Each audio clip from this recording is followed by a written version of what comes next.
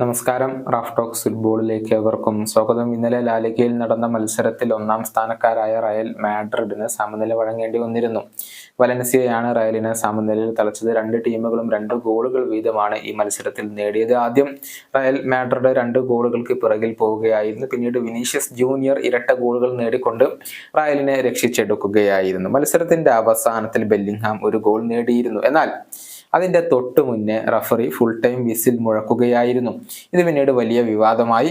Bellingham ഉൾപ്പെടെയുള്ള Real താരങ്ങൾ റഫറിയോട് ഇത് ചോദ്യം ചെയ്തു. ബെല്ലിംഗ്ഹാം റഫറിയെ തെറി വിളിക്കുകയും ചെയ്തു എന്നുള്ള കാര്യം മാധ്യമങ്ങൾ കണ്ടെത്തിയിട്ടുണ്ട്. തുടർന്ന് റഫറി താരത്തിന് റെഡ് കാർഡ് നൽകുകയായിരുന്നു. ഏതായാലും ഇക്കാര്യത്തിൽ ബെല്ലിംഗ്ഹാമിനെ പിന്തുണച്ചുകൊണ്ട് റയലിന്റെ പരിശീലകനായ കാർലോ ആഞ്ചലോട്ടി ഇപ്പോൾ രംഗത്ത് വന്നിട്ടുണ്ട്.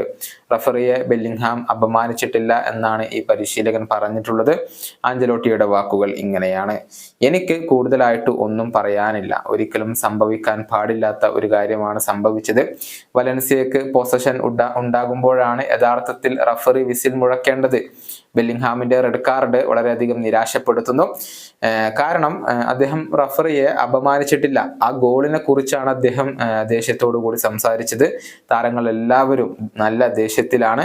ഞങ്ങൾ ശാന്തരാവേണ്ടതുണ്ട്. ഞങ്ങൾക്ക് ബുധനാഴ്ച വളരെ പ്രധാനപ്പെട്ട ഒരു മത്സരമുണ്ട്. ഇതാണ് റയൽ പരിശീലകൻ ഇപ്പോൾ പറഞ്ഞിട്ടുള്ളത്. നിലവിൽ പോയിന്റ് പട്ടികയിൽ ഒന്നാം സ്ഥാനത്ത് റയൽ മാഡ്രിഡ് തന്നെയാണ്. 27 മത്സരങ്ങളിൽ നിന്ന് 66 പോയിന്റാണ് അവർക്കുള്ളത്. എന്നാൽ ഇന്നലത്തെ മത്സരത്തിൽ 2 വിലപ്പെട്ട പോയിന്റുകൾ നഷ്ടമായത് റയലിനെ സംബന്ധിച്ചിടത്തോളം വലിയ ഒരു തിരിച്ചടി തന്നെയാണ്. അടുത്ത ചാമ്പ്യൻസ് ലീഗ് മത്സരത്തിൽ RB ലീപ്സിഗിനെയാണ് അവർ നേരിടുക. ഈ വീഡിയോയുടെ അവസാനിപ്പിക്കുന്നു. വീണ്ടും കാണാം.